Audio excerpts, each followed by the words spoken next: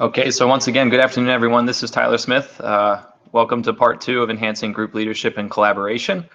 I am expecting more people to join, but we'll go ahead and get started to respect everyone's time and also to try to cover as much of the material as we can in the hour that we have.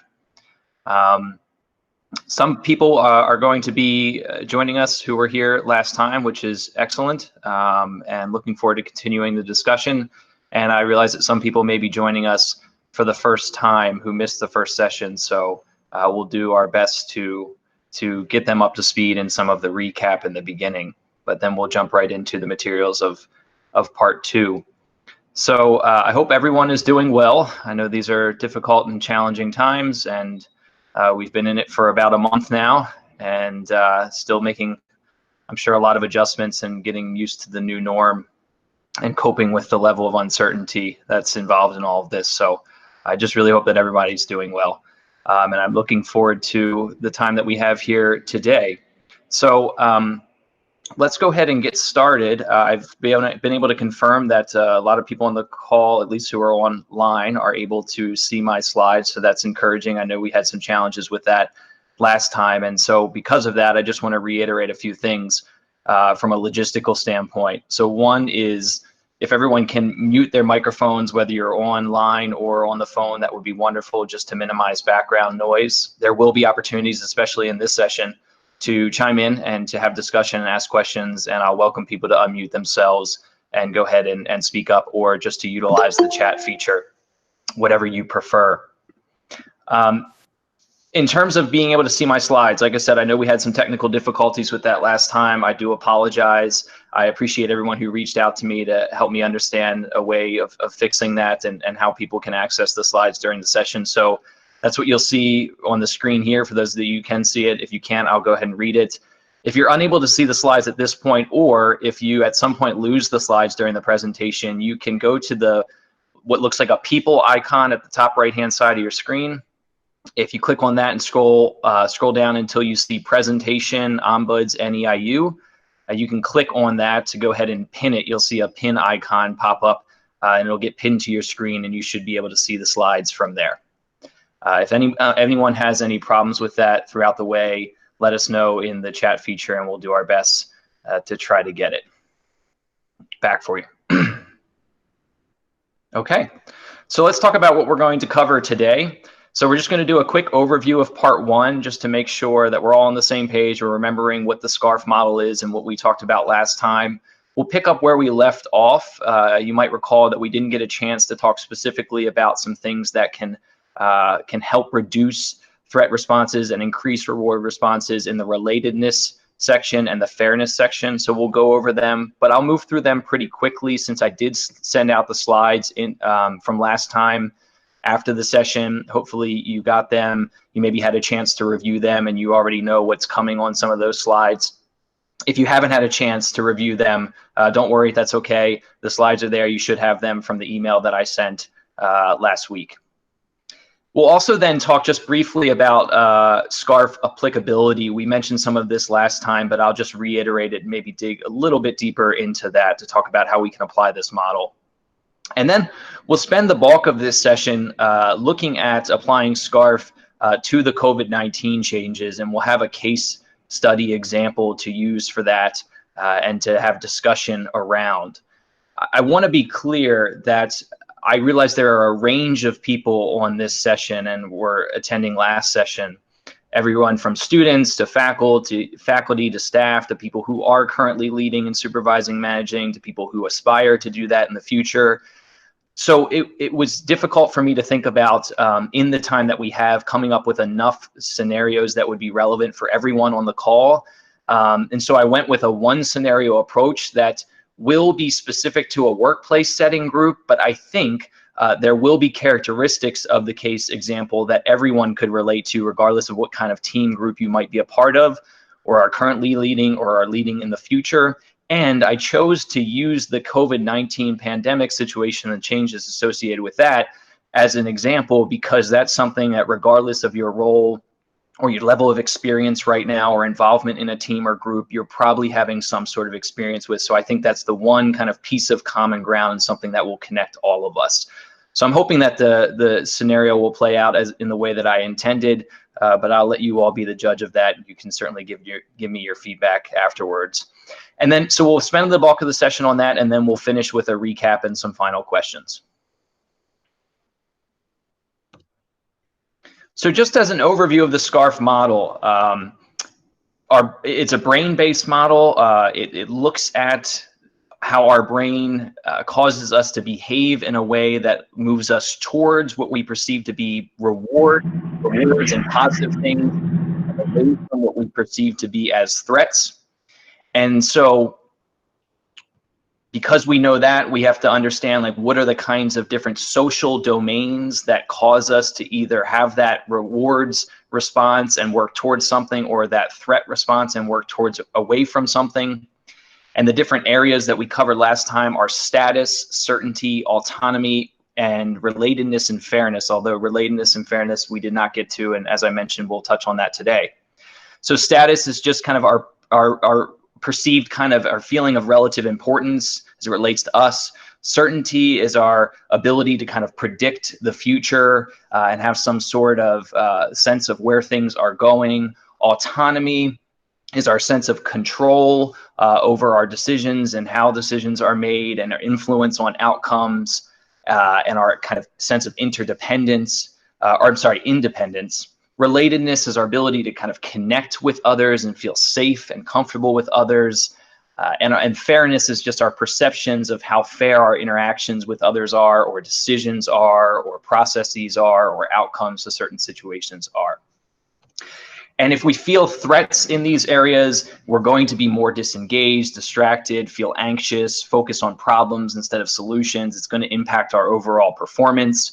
If we feel that rewarded in these ways and move towards them, we're going to feel more positive, more engaged, more involved, focused, willing to collaborate, more solution-oriented, innovative, and creative. And so we talked about how this model and what we know about it can help us move in that kind of rewards area when we're interacting with other and in social situations, and working as leaders or members of teams, so that we can be more collaborative, we can be more engaged with one another, we can focus on problem solving in a productive and effective way. So that's in a nutshell what we covered about the model. And I want to go ahead and finish off where we finish up where we left off, and talking about relatedness and fairness. So you might recall last time we went through status, certainty, and autonomy in terms of specific things that leaders can be doing and paying attention to increase rewards responses in those areas. So with relatedness, there are a number of things that we can focus on. Everything from just creating a general sense of kind of friendliness and openness with each other, to increasing our sense of connectedness, familiarity, and overall feeling of inclusion, welcoming people in on processes, on decision making, on events, on meetings, building a sense of not just cohesion, but also understanding of one another, familiarity with one another, who people are, what makes them tick, what motivates them, what has shaped their No, don't cut the camera. I don't want them to see me. Do you understand? I just want to hear what's going on. Oh, 1 second. Oh, I hear a mic going, so I'm going to go ahead and try to mute it. There we go. Okay. Sorry about that. Okay, so we can also, as teams and as groups, just encourage more social activities kind of outside of the formal work that we might be doing. Things like team building, just informal interactions in general, even just creating kind of small talk at the beginning of meetings and sessions just allows people to feel more connected, get to know each other, have a more kind of relaxed way of doing that. There are all sorts of different resources around team building and social activities. In fact, I have some resources in the slides at the end that can help you do that. Even in this virtual landscape, there's a link to some resources about virtual team building. Just checking in regularly with people, letting them know that you're present, letting them know that you're there. Understanding, like I said before, what motivates people, what makes them tick, what excites them, what energizes them. And when you're doing these things, genuinely listening to people, genuinely showing interest in that, coming to it from a place of authenticity, as opposed to just kind of checking a box because Tyler said that you should. But what does it really mean to create the space to get to know people and to understand who they are and what motivates them? We mentioned the importance of listening before, and so it's important to just reiterate that here. It's a theme throughout. Mentoring and coaching is another way to connect or to establish connection and relatedness. And it doesn't have to be a formal program in ways, although it can be. It can just be kind of a buddy system. It could be just an informal sense of mentoring within a team, or even seeking outside resources. Could be working with some sort of coach. I do a lot of coaching work around conflict in particular, but there's all sorts of coaches, executive coaches.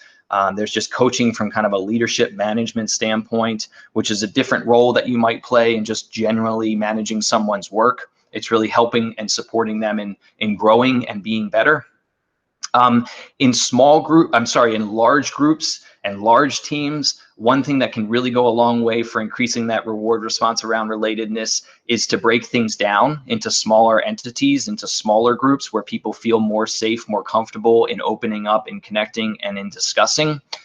You may be experiencing that even here. You know, we have almost 50 some people and we're online. It can feel hard to be connected and to feel maybe even comfortable in speaking up or feeling like you have access to do that.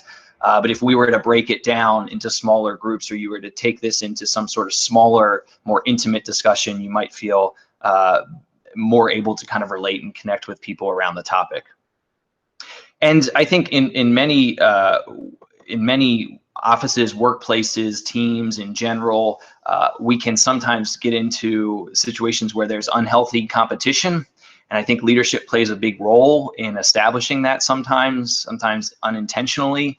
And so one thing that we can do to help to increase that sense of relatedness is work towards identifying where some of that unhealthy competition might be, and really reducing it in a way and promoting what would be more like healthy competition, and people kind of encouraging and motivating, incentivizing one another, not just out to kind of shine at the cost of everyone else. And putting them down to kind of raise yourself up in a way. So I think we can be looking at where in our own teams, in our own groups, there might be that sense of unhealthy competition, and what are some things that we can be doing to mitigate that, to understand where that might be coming from, what's motivating that. Sometimes it could be simple, not as simple, but it can be as straightforward as our structure. Maybe the structure of our team or our group in some way is creating that unhealthy competition, or maybe the goals that we've set out or established are creating unhealthy competition. And from a fairness standpoint, I'm going to flash these all up on the screen and just talk very generally right now, since, again, you have the slides from last time and you'll have these again. Fairness, the best way that I like looking at fairness is through what they call the fairness triangle model, and it looks at 3 different dimensions of fairness that are important for people to consider. There is substantive fairness. It's kind of like the actual outcome itself. In a decision-making process, does somebody believe the outcome, the decision itself, to be fair? But then there's procedural fairness and there's relational fairness. So procedural fairness is kind of our perceptions of fairness about how people got to that decision, what process was used. And then there's relational fairness, like how do I feel like I was treated during that process that led to that outcome? And so if we think about that triangle model and you look at some of the things that I have on the screen, you can imagine how each of the suggestions kind of get to one or more of those dimensions of fairness, whether it's the relational piece, like listening and demonstrating empathy and acknowledging the emotions that people are experiencing, or it's like the substantive fairness piece, like the actual outcome, and whether or not people believe that there were clear and objective criteria kind of established from the beginning to determine what those outcomes would be. Or whether it's the procedural element, like do people feel like there's transparency throughout the process, or do people feel like there's transparency about the decision itself, not just what was decided, but why it was decided and why that's important, especially in times where tough decisions are being made that you know everyone might not be on board or agree with. How can you increase the level of transparency about why that decision seemed to be important, what factors were considered, as opposed to just announcing it and expecting that people will accept it and move forward towards implementing or acting in a way that implements that decision. So fairness is a big part, of course, of this model. It kind of creeps out, to be honest, in a lot of the other social domains that are covered in the model, but it's important enough to also have its own. So that is the quick recap on relatedness and fairness where we left off last time. And I did it quickly because I also want to make sure that we're leaving the bulk of this presentation for the case example and the discussion that will happen as a result of that. So just before I go into that, though, I just want to pause really quickly. I know I was moving fast there.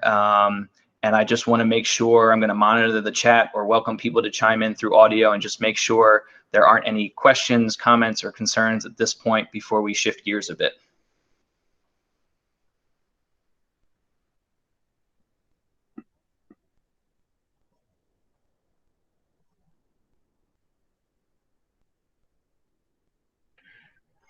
Okay. So if we think about how we can use this model and how it applies, there's a number of things to consider. And some of this was mentioned last time, but I think it's worth reiterating especially as we move into this case example. I think the model first can allow us to reflect on our own responses and behaviors and making sense of them in a way. Are we reacting to something? Is that emotional reaction, that sense of kind of wanting to disengage or remove ourselves? Is that about a perceived threat to our status or a lack of fairness that we're experiencing in a particular situation or a threat to our autonomy in some way? Or is it something else? And so just understanding the model in those different domains can help us to reflect on and understand our own behaviors. It can also help us on the other side of that to kind of understand and think about the behaviors that we're experiencing from others, which of course will allow us to better navigate interpersonal or evaluative relationships. So by evaluative relationships, I just mean kind of supervisor, employee, manager, employee. There's that kind of formal evaluation that takes place there, which definitely creates a dynamic in that relationship that's different from just an interpersonal relationship, of course, with your colleague.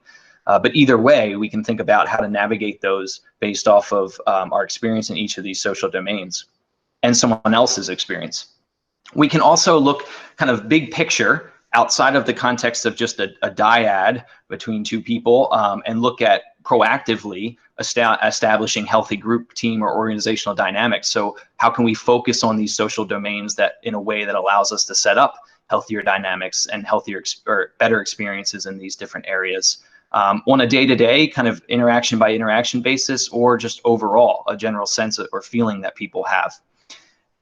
But of course, we may not get everything, and we may not, be able to proactively establish something that mitigates things or minimizes problems or increases benefits. We may miss something, and that's okay too. And so if we're experiencing an unfortunate or challenging or an unhealthy dynamic, or something just seems off or doesn't seem right, we can also use this model to analyze that, to make sense of that, to understand that from a group or a team or organizational standpoint.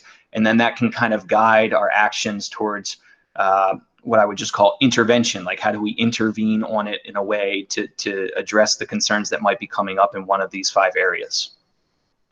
So everything from reflection to yourself, to navigating interpersonal relationships, to proactively and reactively looking at larger group, team, and organizational dynamics, which I'm hoping we'll get into a bit here in this case study. So I mentioned, let me reiterate this too, especially for people who may have joined a little bit later. I understand there are a variety of people on the call and a variety of different experience levels and different roles. And with the time that we have, it's hard to have multiple scenarios that would be relevant to everyone who's on the call. And so we're going to use one scenario that has to do with the workplace, but hopefully it has characteristics that could be applied to all the different kinds of teams and groups that you might be a part of. And we're using the kind of current COVID-19 changes that are happening as the kind of triggering event, the catalyst for problems, so to speak, because I think that's the kind of thing that we're all experiencing right now, and we can relate to in some way, shape, or form, so we all have that in common. So what I'm going to do is I'm going to give you the kind of just very brief, straightforward background here, and then we're going to hear directly from some of the people, the hypothetical or make-believe people who are in this situation. But let me, again, say just another thing or two before we jump in. So one, this is going to be a situation where you're playing a role as a consultant, so to speak. So you basically would be in the position to help a leader in this situation think about how this model could be applied and what could be done in order to address some of the challenges that people are facing, which you'll hear about. So kind of put your consulting hat on, so to speak. You're from the outside looking in. And I also just want to be clear too, that it could be really easy for you to think like, oh, this sounds very much like an ombuds case that Tyler may have received. So it's not. These are completely made up. However, the things that I will describe in terms of the challenges that people are facing, I hope are very real and relevant and absolutely do match up with just generally some of the things that I have and you have maybe have heard about since all of this has happened. So these are not real quotes from real people. This is not a real situation, but hopefully the characteristics of it are real and relevant. Okay. So we're going to imagine there's a work group of 13 people, which consists of one director, 3 managers, and 9 employees. And they're going through some significant changes, as we all are, due to the COVID-19 pandemic. And recently, the director of the group noticed a decline in productivity and perceived morale. And so they hired you, or you can just think about us as a team, to ask people some very general questions to get feedback on the experiences with the changes thus far. And what we're about to go into is some of the quotes from the people that you spoke with. So I'm going to read them, especially for people who can't see the screen. It's going to be a little bit much, but we'll have a break and a pause to discuss throughout. Okay, so person A, the first person says, I'm juggling a lot at home and with my work. I feel isolated. I go for days without hearing from my manager unless there is a problem. I feel like people who don't have kids or elderly parents to look after don't really understand or appreciate what I'm going through and how stressful it is right now. Person B says, I'm very new to this team and the timing was horrible because it's really hard for me to do work from home. I don't have reliable connection and I'm unable to access certain systems that I need. It makes me feel like I can't contribute and I don't matter. I feel that I hate that feeling and I don't want people to resent me for it. Person C says, because I have the resources to work from home, a lot of the burden gets placed on me to get the work done. I understand that other people do not have the same resources, but that doesn't mean I should have to do all of the work myself. It's hard to know who I can rely on. It usually takes just a few hours for me to even get a response to emails. My manager said that they were relying on me during this time, and they appreciate my ability to step up. Person D says, I'm doing okay. My manager is requesting that I copy them on almost every email and is setting up video calls every few days. I think it's coming from a good place, but it makes me feel like I'm not being trusted to actually be working, especially since I'm a student worker. There was never this level of oversight before all of this. Person E says, to be honest, I just feel like I have no idea what's going on sometimes. Decisions are being made, but there usually isn't a whole lot of information that flows down about what's expected of me to implement those decisions. It's frustrating because I feel like I'm constantly being corrected on how I do things when the guidance was never clear in the first place. Okay, so there are more quotes, but we're going to pause here for now. And I'm going to go to this slide real quick, but then I'll come back to the quotes so that you can see them. For those of you who can see the screen, can reference back to them. So the question at this point is just from an analysis standpoint. So we're not going to think about kind of action or solutions, but just from an analysis standpoint. How can the SCARF model, looking at status, certainty, autonomy, relatedness, and fairness, help us make sense of what we see going on here in this team thus far? So what I'm going to do is I'm going to monitor the chat. I'm going to welcome people to chime in over the chat about what they're noticing. And I also, as best I can, I'm going to facilitate people chiming in through the audio. It might be difficult as we have a lot of people, and so we might have to figure out the best way to take turns. But if you do have something and you can't use the chat feature and you want to speak up through the audio, please do so. But right now, we just want to hear from people about how can we use the model and our focus on status, certainty, autonomy, relatedness, and fairness to make sense of what's going on with the people in this team. And I'm going to go ahead and put the quotes back up on the screen for those that you can see.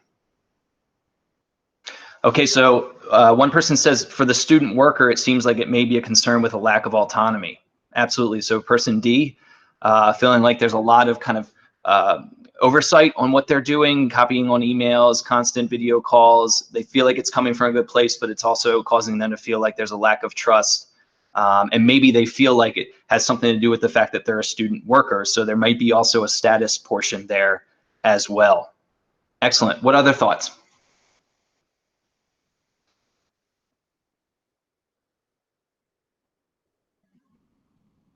More than one SCARF element may apply. Absolutely.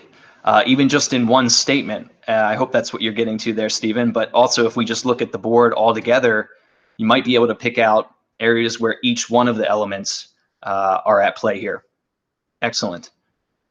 What else are people noticing? How can the model help us to understand? Okay, so Laura's acknowledging that there looks like there's a lack of transparency and communication as well. A number of people, especially person E, is feeling like they're not quite sure what's going on or how decisions are being made or what's expected in terms of implementing them. Yeah, so that sense of certainty is challenged right now. Excellent. Relatedness, for sure. Not feeling, Amy brings up relatedness, not feeling like people are connected. And that seems to be impacting people in a range of different ways, depending on what they might have going on at home or how their manager is engaging with them, or also just their access to the technology. Excellent.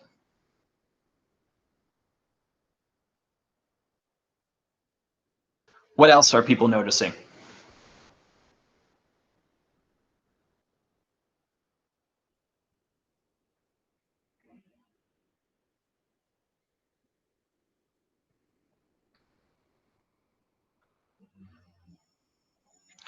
So it's been a mention so far of relatedness, of certainty, of autonomy.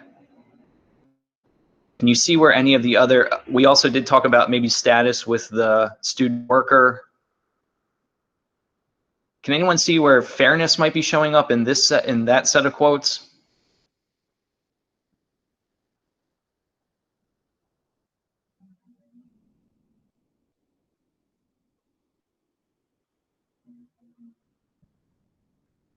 I'll just point out too, so person C, especially for those that you can't see it, I know this is difficult, but person C said, because they have the resources to work from home, they feel like the burden's getting placed all on them. And while their manager did say that they appreciate them stepping up right now and their ability to do so, it sounds like, if we were to read into that a bit, there may be some perceptions of a lack of fairness in a way. Just because I have certain things means that the burden's getting placed on me. So they're kind of comparing themselves to other and maybe asking questions about how is this fair? If I didn't have this same setup at home, what would I be asked to do? And we can see on the flip side of that, person B, you can see kind of where this resentment can be established too between people, maybe when they don't even know what's going on the different ends, because person B, who may be the person who doesn't have the setup at home, is acknowledged that, really feels bad about it and feels like, they're not able to contribute, or they don't really matter, and they're really worried about people resenting them for that. And on top of that, they're new to the team. So that impacts the relatedness factor too, just coming into a situation kind of unknown, not completely familiar with people, wanting to establish good relationships and good connections, and feeling like this is certainly getting in the way of some of that.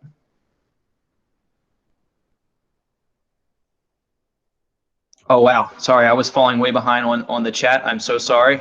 I needed to scroll down, so I see other comments coming in. I see the best way to analyze the situation is to outline the issues in each situation based on this model. In other words, make a chart with the SCARF model and check out which element applies. Wonderful, Jocelyn. That's a great idea. It's very easy to just kind of make a grid with each of them and kind of pinpoint where the different areas show up. All right, Laura mentioned person E also worried about fairness as well, especially in terms of how decisions are being made. Person C, as I mentioned, seems to be concerned about fairness.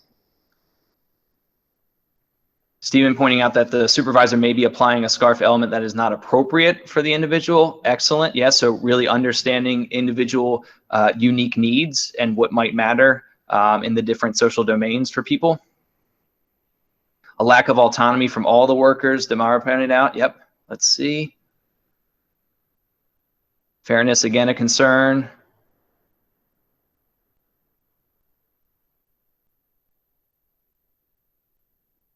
Guidance was never clear. A quote from E, again, back to fairness in decision making and implementation, as well as certainty as well. Not feeling clear about things is a a clear indicator of a lack of certainty. Okay, excellent. So there's a lot coming in. It feels clear that you are easily able to kind of apply the model and see how the different social domains might be impacting people. And what I like about this too is that, you know, we can be triggered by something kind of in the moment based off of an interaction with someone. But what we're seeing here in these quotes too is just how our overall experience in different ways can make us feel kind of threatened, so to speak, in those areas, or rewarded in those areas, which again, as we know from before, will cause us to engage or disengage. Okay, excellent. So I want to shift to, because there's a whole nother slide of additional quotes, and I want you to be thinking about, similarly to what we just did, how the model can be applied to what we're going to hear here as well. Okay, let's see. So person F says, I just found out from my colleague that I was supposed to be submitting a weekly report on how I was spending my time. That was news to me. I feel like it's pretty unnecessary, but I'm already on thin ice with my manager, and I don't want this to be the thing that breaks it. I'm tired of receiving their nasty emails. Person G says, I don't feel like everyone is respecting my authority as a manager. I sent out a message with this when this all started and clearly stated that everyone should provide a weekly update on what they are doing with their time. I've barely received any of them. I realize it's not part of our normal process, but these circumstances call for changes and adjustments. Person H says, I'm doing fine with the work in my team. I'm just feeling unmotivated because I'm worried about where all of this is heading, how long it will last, and what things will look like when we return. I don't think anyone is thinking about those issues or has the same sense of anxiety about them as me. Person I says, I heard a mini task force was formed to look at what we need to consider when we return back to the workplace. I have no idea what they are discussing or how people were selected to participate. I'm somewhat new to the team, and I think that's the only reason why I wasn't asked to participate.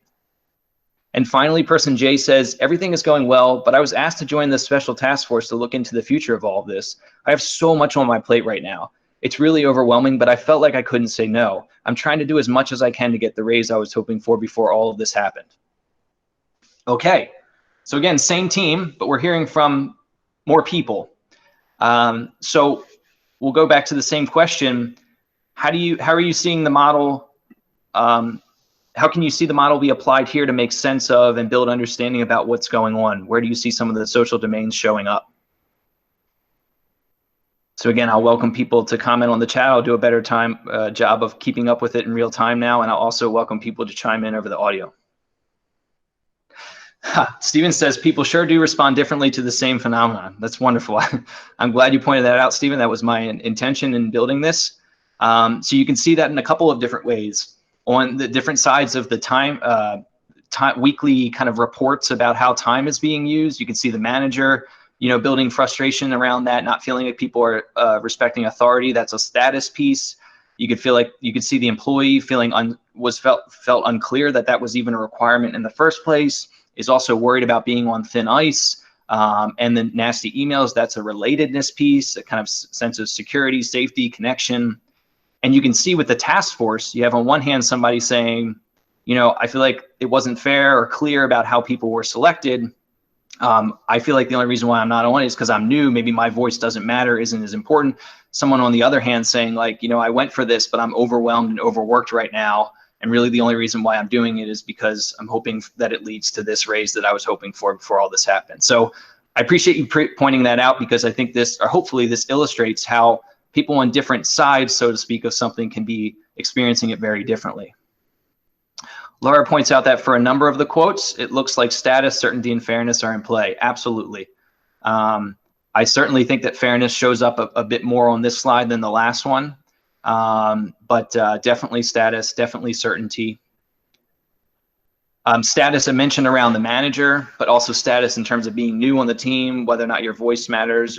Also status in terms of like wanting to work towards that raise or that promotion. That is a motivator for someone, even when they might be feeling overwhelmed and even when they might not have the bandwidth to actually commit to it. I think that's important to pay attention to.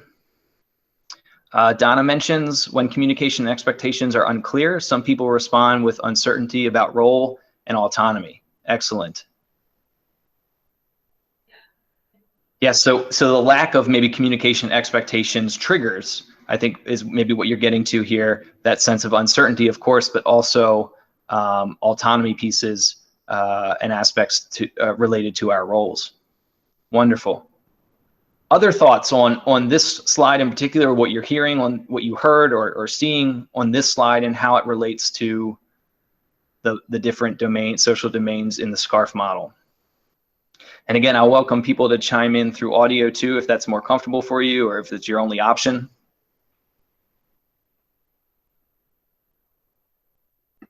Hi, this is Alicia Lovelace. I am on the phone, but trying to look on the computer as well. I'm seeing a lot of autonomy from my view.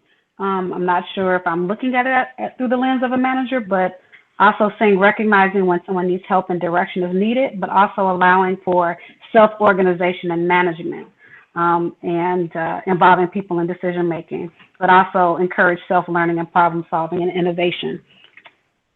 Excellent. Increasing, so a lot of it, increased responsibility, all of that is clear for me for autonomy.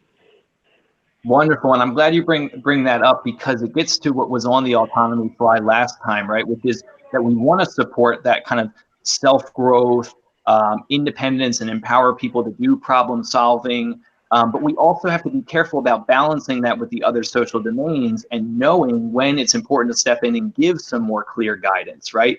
That sometimes, sometimes over certainty can be a threat to autonomy, but sometimes over promoting autonomy and independence can increase levels of uncertainty, if that makes sense. And I think that's exactly what you're getting to, and I think you're hitting the nail on the head here. And I know that this gets nuanced and complicated, but I think that's intentional, because I want us to be able to appreciate some of the complexity associated with this, and that it's not always straightforward, and we do have to really think about how all of these domains interact with one another, and also how different individuals respond to them accordingly. Wonderful comment. Jocelyn says, overall, a recurring issue seems to be communication. I think a feedback system is important, maybe using SCARF to create one. That way managers and employees can communicate as issues come up. Wonderful. It does seem clear, you know, that we can maybe assume, I know it's dangerous, but that many of the people who are expressing themselves in these quotes here maybe feel like this is the first time they've been able to talk about some of these issues. And so there seems to be a breakdown in that feedback loop, in people being able to communicate upwards to what they're experiencing challenges around, where they feel uncertain, where they feel like their autonomy is being threatened in ways, where they feel like there's a lack of fairness, and being able to get that information to the top, so to speak, so that adjustments may be made. This is a great framework to have versus not having any framework at all and just having to figure out on the spot. With likely overall less effective. Yeah, I think that's one of the wonderful things about, I mean, there's obviously limitations to models and frameworks like this, but I think that's one of the benefits, is that it can help us to kind of organize our thinking and make sense of situations in different ways and break it down into what feels like more manageable pieces. And I think that's huge. And again, you know, this is a presentation that's focusing directly on SCARF, and so we're using that here, but that's not to say that, you know, there aren't other issues going on here that are outside of the context of SCARF, or other models that could be applied. You know, I definitely don't want to promote kind of a one approach, one size fits all here with SCARF, but I think it is a really interesting way and useful tool for being able to do exactly what you're saying, which is to just try to kind of in the moment, on the spot, be able to make sense of things and make decisions accordingly. Excellent. Any other comments on the chat or through the audio about what you're noticing here and how the SCARF model applies? So the question comes up of, how do you address issues of staff members not voicing these concerns even when inquired using this model? So I think that definitely gets to what I would say. I mean, there could be a number of things that are contributing, but it seems like there's some sort of breakdown in trust there. And I think we have to understand where that may be coming from. Is it trust? There's a breakdown in trust in the sense that people don't feel like anything is going to change or anything is going to happen or adjustments will be made regardless of them speaking up, and so they choose not to anyway. And so we have to maybe think about what has caused that, what has led to that. Is that something that's going on, and what would change that for people? Or is it trust in the sense that they just don't feel comfortable in speaking up because they're worried that if they're seen as struggling or challenging or having concerns, that that's going to be used against them in some way, shape, or form, right? It could be as, one example is just like, oh, it could be used against me because people think that, I'm not able to handle this, I'm not able to manage that, and that's going to cause them to make judgments of me. Or am I just going to be seen as the person who's complaining, even though they're asking for it, right? What if I'm the only one who speaks up? Are they not going to, see some legitimacy to the issues? So I'm not sure. It's like, it may be less about a specific strategy for doing that. I mean, they are out there, but it may be more about trying to understand what maybe is at the root of that, and trying to intervene on that, trying to make sense and understand that. And for a situation like this, again, there may be other reasons, but one thing that just immediately pops into mind is that it may be about trust. So we have to figure out, where is that, that distrust, so to speak, coming from. Let's see, we have another question. Managers who are not asking what their team needs. Yeah, I think this, we're seeing, and so we need to definitely figure out ways in which we can encourage managers, supervisors, leaders to be doing more of that in general, but also people who are kind of on the receiving end of that to be able to figure out what are the channels, what are the ways in which information can be shared, that feedback loop can be created or established. And each group and each team is going to have kind of unique needs around that, and unique things that may be barriers to establishing that. Seeing the words without nonverbals of the communication shows us what things we need to be aware of in our communication. Yeah, hopefully me reading it and giving some sort of kind of connotation and tone and stuff to it does help, but it is nice to be able to see it in a way just kind of written out if you're able to, and to be able to kind of break down. But also, it's a good reminder too of how important all of the different aspects of our communication are, not just what we say or what we write, but how we say it, our tone, our other aspects of paralanguage, volume, pace, and our body language, right? You can't see me as I'm reading it. We can't see these made up people, but body language can be a big indicator, especially if we were actually interviewing these people in person.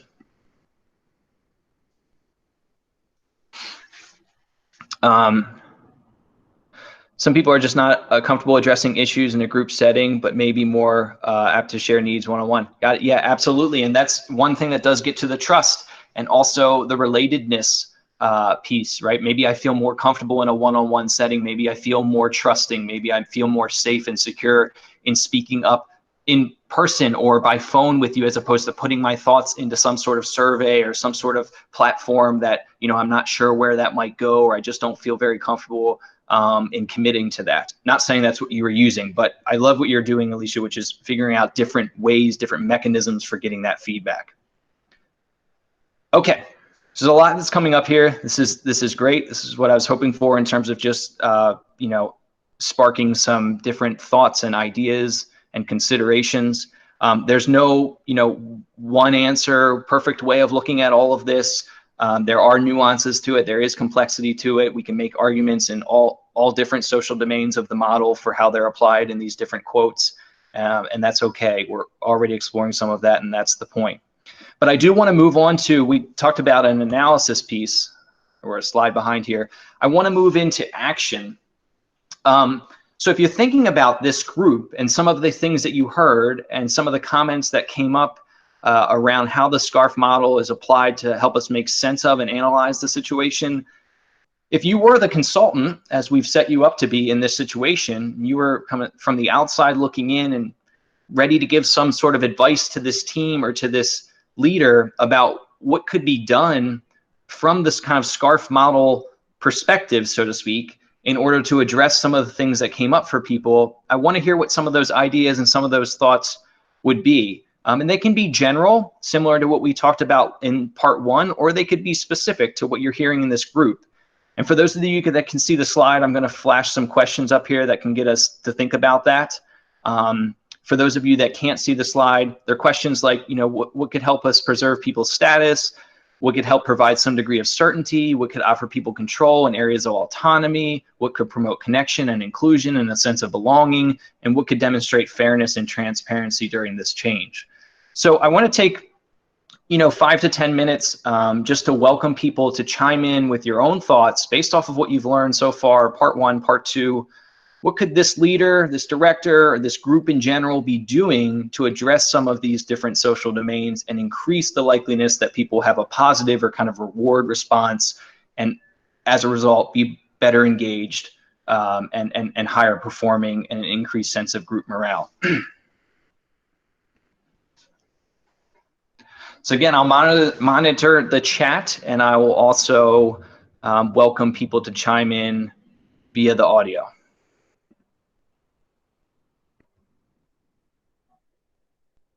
Okay, so one suggestion, Stephen mentions a communication plan that is two-way.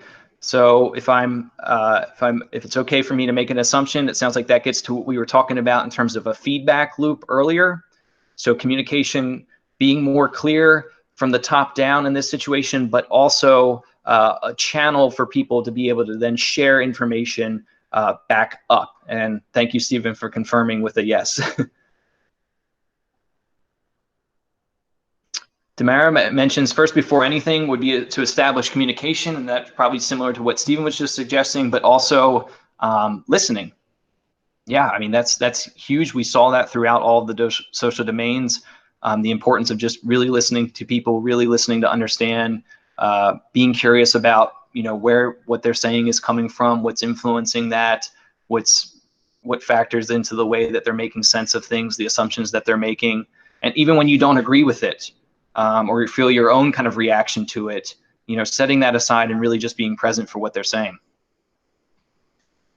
Amy mentions recommending a one-on-one call with each employee and ask specific questions for each staff member on what they need to be successful in their jobs during this time. Excellent.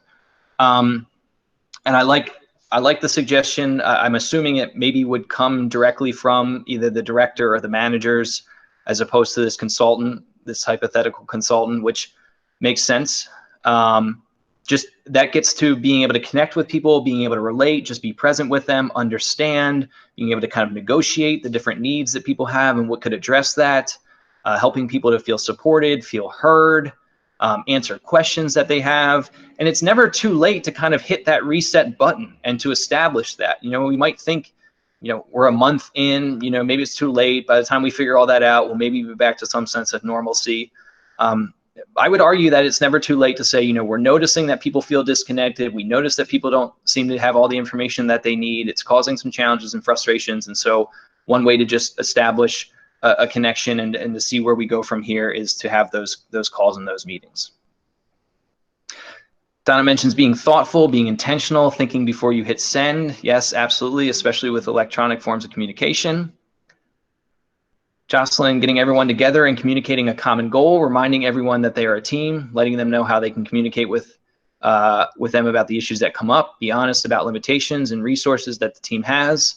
Also have check-ins with each employee to first work on their individual goals, then to check in on any issues. Excellent. So you're honoring that sense of team as well as individual needs. You're balancing, you're focusing on honesty as it relates to what we're certain about, but also what we're uncertain about. Making people feel like, we're in this together. Excellent. They may have a better idea to how to communicate to a group later on. Excellent. I like that. We talked about, I think, if I didn't mention this in the first session, I apologize. As it relates to autonomy, sometimes it could be helpful to think about, like, let those who are closest to the problem be part of the solution, right? And in this situation, the employees themselves might have new and improved and better ideas about how communication can take place and how it can flow and how it meets the needs that they have. Have regular team meetings meeting via phone or video chat to promote connections and sense of belonging. Yep, just that general being able to check in with one another, being able to connect with one another, sometimes even in just an informal way, not having to talk business, so to speak. Excellent. Having a place where previous decisions are recorded and can be revisited. Yep. So that there can be a sense of being able to go back and make changes as needed, but also just creating access to information for people so that they can go back and look at, what was decided, what should we be doing, how should we be doing it. Have a collaborative effect on goals for the future. Excellent. Thinking just long term.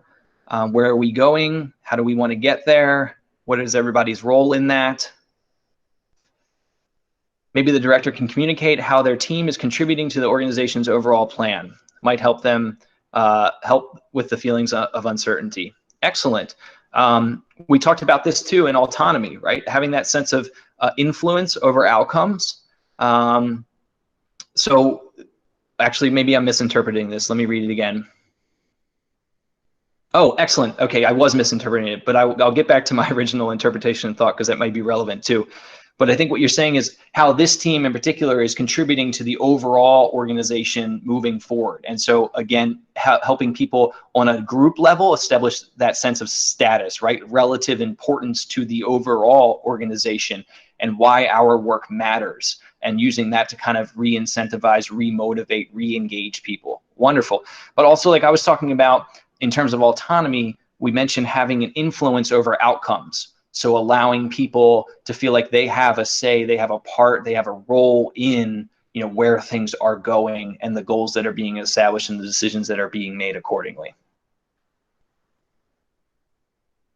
Team meetings as well as supervision. Excellent. We touched on some of that. After a big goal is accomplished, take a small moment to celebrate it. Wonderful. Allow everyone to relax and communicate more than just problems and projects. Yeah.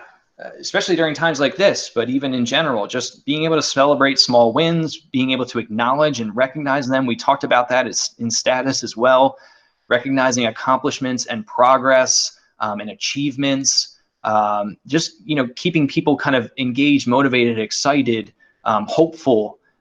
Those are all excellent suggestions, and to sometimes take it off of just the everyday kind of business and problems and projects.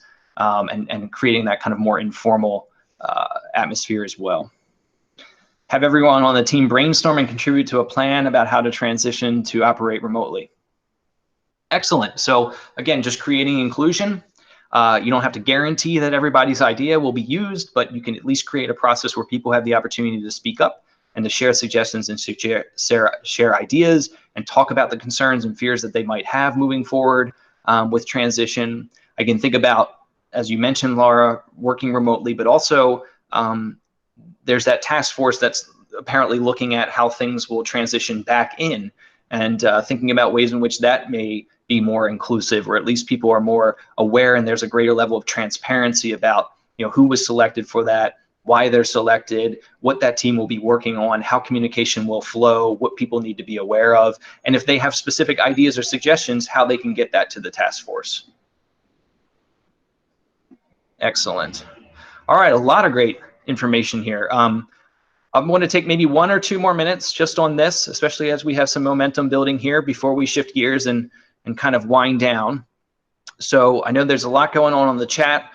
Anybody who hasn't been able to utilize the chat or doesn't have it as an option or just feels more comfortable chiming in through audio, does anybody want to share some final comments about this scenario and how the SCARF model could be used in order to promote some actions moving forward for this group?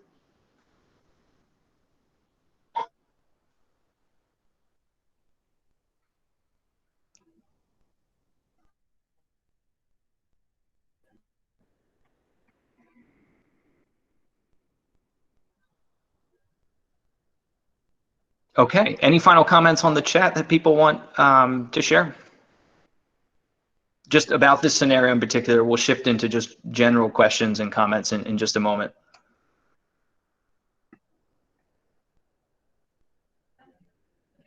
Okay, I'm not seeing anything yet, but I'll give people a little bit of time if they're typing, and I'll keep an eye on it while I talk here. So that concludes our scenario. I really wanted to create something that just got us thinking more expansively about this model. How can it be applied to help us make sense of things, and how can it be applied to help us decide where to take action, where we see deficiencies in some of these areas or real kind of triggers for people in some of these areas. And so hopefully this exercise, while I know it was, it was quick and it was limited in ways and we're doing it remotely, I hope it expands your thinking about how some of this can be applied, especially if you came to this whole session, not being a part of a work group or leading a work group or intending to lead a work group, you're thinking about other teams and groups.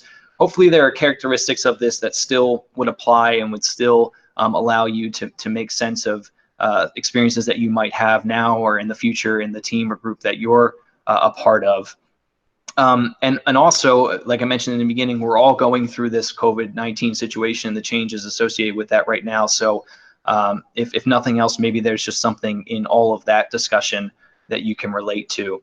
But I want to leave some time in general for just questions and comments or points of discussion that you want to mention that is different from the case scenario, is just more in general about the model or anything else that we've covered. And while I do that, or while I open it up for that on the chat and audio, I'll also remind people that you can contact me at any point if you have specific situations that you're going through or navigating and you want to discuss some options for applying this model to it, or just talking in general about other strategies and approaches and options. And I also want to remind people that there's another reference and resource slide on this set of slides that has stuff beyond what I shared last time, including a SCARF self-assessment where you can get a sense of what of these social domains are most important to you.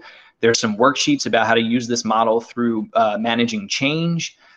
There's also some resources about leading groups online these days. There's a whole open book that was recently published that I found to be very helpful. There's some stuff, as I mentioned before, about virtual team building ideas, some checklists and some ways of evaluating team and group collaboration. There were some questions about that last time.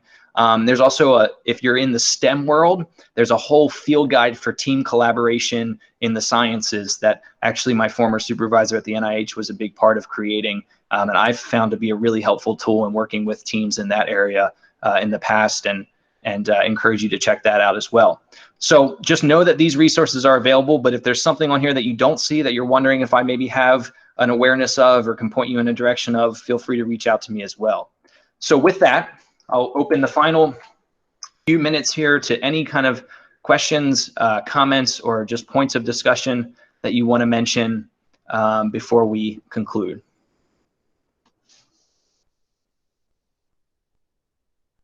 Okay, I'm seeing a couple things on the chat. Remind the manager to keep positive changes up. At times, new movements are started, but later things return back to the way the culture was originally.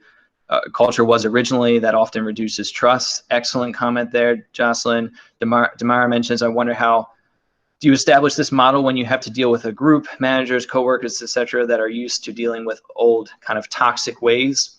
Yeah, so there can be some specific things that I think we need to consider in trying to kind of shift old ways of thinking and reorienting people to look at things in a different light, and that can be difficult, and there can be a resistance with that. Again, for the sake of time and other reasons, I'm happy to chat with people more specifically offline, one-on-one, about what some of those strategies might be. Checking with the team about how progress is going with the changes, new initiatives and procedures that were started, and whether things need to start, stop, or continue. Excellent. It's just kind of evaluating things as they go. Ways to remember what SCARF stands for, flashcards in your desk drawer. Excellent. Yeah, it's taken me some practice, Stephen, too, just in kind of putting it in my brain so that as I go through this presentation, I'm remembering the acronym and exactly what it stands for. Whatever you need for yourself individually to help that, whether it's flashcards or other, that can be great, so that you can recall it pretty quickly for people when if and when it comes up in discussion.